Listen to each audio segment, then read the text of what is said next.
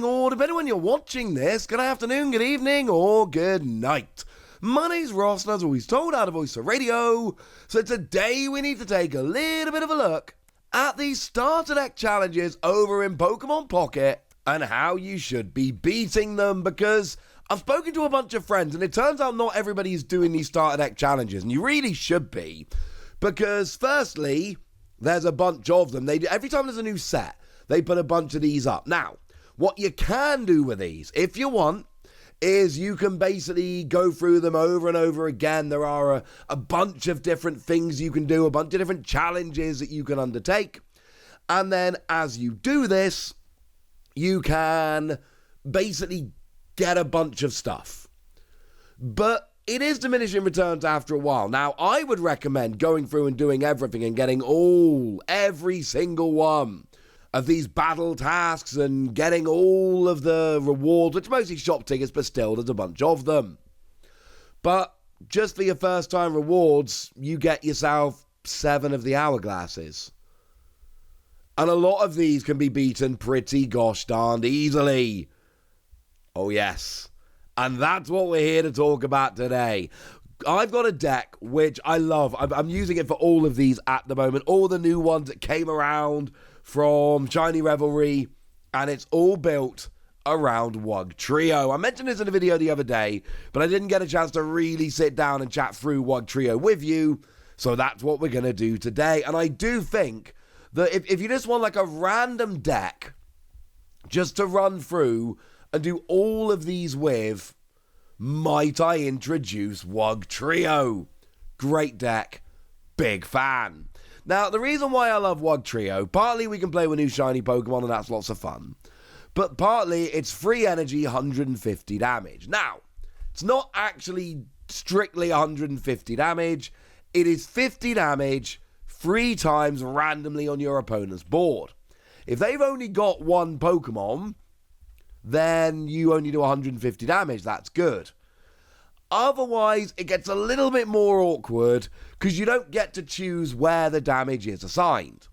That's a little bit of a problem. Although I'm telling you right now, and I mean this sincerely, if you get this deck rolling fast enough, you're going to win like 90% of your games, maybe more. I love this deck. I think this deck is fantastic. And I think it's maybe my... No, I'm going further. It is my favorite deck to play in Pokemon Pocket that we've had since the release of the set. I think it's absolutely wonderful. So the first job here, let's get the energy on. Let's get free energy on Wugtrio. And it really depends on your draws and whether you're going first or second. Now really, ideally what you want here is Misty. You want to hit your Misty. Now, Misty, you flip a coin till you get tails. For each head, you get to attach an energy to one of your Pokemon. They all have to go to the same Pokemon. Has to be a water Pokemon. Fine, we're only playing water Pokemon. Now, if you go second here, turn 1 you attach, turn 2 you attach and evolve, and as long as you hit 1 heads from Misty in turn 1 or turn 2, then going second, turn 2 Wugtrio, you're good. Yes, your opponent is going to have a turn to attack and attach a single energy and all of that. That's really not the end of the world. Going second and hitting a heads off a Misty, brilliant. If you go first, you kind of need to hit 2 heads off a Misty. The theory is you go first, you can't attach, but if you hit 2 heads off Misty in the first 2 turns, and yes, that could be off 2 Misty, then you attach on turn 2, evolve into Wugtrio, and this doesn't happen all the time, let's be clear, but there will be games where you go first, hit 2 heads on Misty in the first 2 turns, and then you get your turn 2 Wugtrio going first. You don't lose those games. Unless your opponent has the world's most ridiculous setup, you just don't lose those games. It's phenomenal, it's wonderful, it's brilliant. But what if you don't hit Misty? Well, if you don't hit Misty, that's where things get a little bit more annoying. So we have to use Manaphy. Now, Manaphy here, single energy, choose 2 of your bench Pokemon. For each of those Pokemon, take a water energy from your energy zone and attach it to that Pokemon. So what you really need here with Manaphy is get your Manaphy active, get 2 Wiglet on the bench, and then you need this is much better going second. Go second, and then turn 1, attach the Manaphy, 1 energy onto each of your Wiglet. Again, we're still hoping we can hit a heads off Misty, so that we can get a turn 2 Wugtrio, but if nothing else, you can use Manaphy for 2 turns, and then you'll be golden. And 2 turns of Manaphy, end of turn 1, you've got 1 energy on each of your Wiglet. Turn 2, you attach and then get a second energy on each of your Wiglet, which leaves you 3 energy on one, 2 on another, and that's it. That's all the energy you'll ever need for the entire game, except for 1 manual attachment at some point to your second Wiglet. So 2 Manaphy and you are completely set up for the entire game. Slower than using Misty, admittedly, but it will work if you need to, and Misty is unfortunately unreliable. I would much prefer to play a build of the deck where I don't play Manaphy, my entire Pokemon line is 2/2 Wugtrio, and I'm entirely reliant on Misty and manual attachments. You'll have some really fun games on that list, but unfortunately you will lose more, because there'll just be those games where you start slow, and 3 manual attachments, it's not working, I'm afraid. I'm sorry.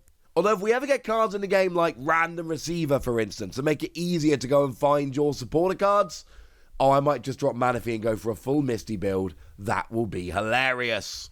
Now, in terms of other cards that are essential, obviously 2 Pokeball, 2 Professor's Research. We're playing this in every single deck we ever play. I do not think I will ever make a deck that doesn't have 2 Pokeball to search out my basics and 2 Professor's Research to draw 2 cards.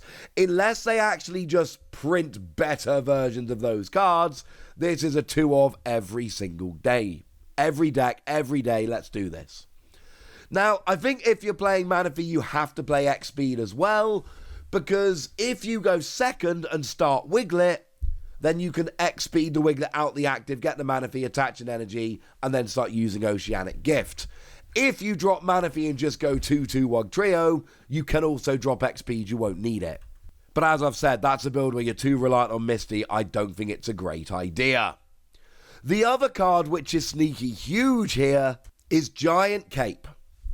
Until I started really testing this deck hard, I didn't realise quite how big Giant Cape was. Gets you an extra 20 HP. The thing is, there are a lot of Pokemon out there right now, Palkia is a great example, that hit 150 damage. The new Charizard from Shiny Revelry hits 150 damage. There are sneakily Mewtwo, another card that sees a huge amount of play, hits 150 damage. There are sneakily a lot of Pokemon out there right now that hit 150 damage. You've got 140 HP. Giant Cape puts you up to 160. I thought it was a fun little extra card to keep you alive. It's not. It is absolutely essential, and I don't think you can play the deck without 2 Giant Cape. If we didn't have Giant Cape, I would probably not like this deck anywhere near as much. But we do. The other thing is Manaphy's got a pretty pathetic 50 HP, so honestly, putting Giant Cape on Manaphy's pretty big. Wugtrio does 50 damage in 3 different places, or actually KO Manaphy, so having Giant Cape on that is pretty big. Now, I like just playing lots of 2-ofs in my deck, and if you've been following along right now, you'll notice we're at 18 cards. What about the final 2?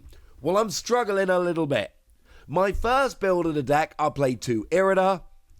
My more recent build of the deck, I've actually swapped them out for 2 Pokemon Communication.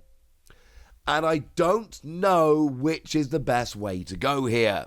You see, Irida heals 40 damage from each of your Pokemon with any water energy attached, which is basically healing both your Wugtrio at once. That's going to make a difference. That's potentially like 160 damage healed off your 2 Wugtrio.